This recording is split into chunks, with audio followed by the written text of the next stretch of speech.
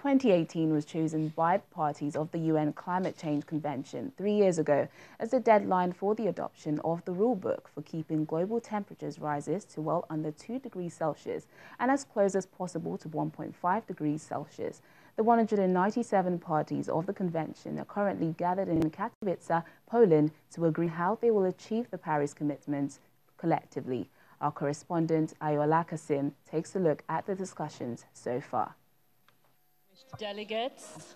The ministers here have only one goal: to agree a concrete plan to implement the 2015 Paris climate deal. This may sound easy, but historically, climate negotiations are almost always fraught with difficulties. And this meeting in Katowice is not different. We heard that finance have not been able to agree. We have also heard that technology, as at yesterday, on 4 areas, they were not able to agree. And of course, response change, where we are looking at the modalities, we are looking at the functions, we are looking at the work program, which was also not agreeable.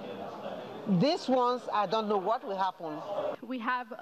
The civil society says there is a climate emergency and politics must recognize the people who suffer the impact of climate change. Paris Agreement is not just about solar panels and wind farms. It's about people. It's about planet.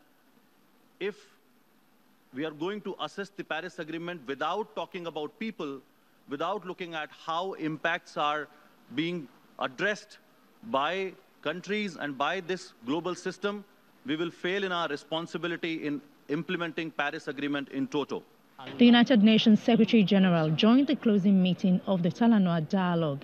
His message is as dramatic as it is challenging. To waste this opportunity in Katowice would compromise our last best chance to stop runaway climate change.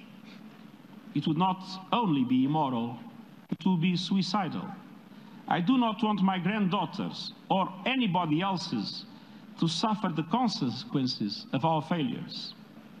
They would not forgive us if uncontrolled and spiraling climate change would be our legacy to them.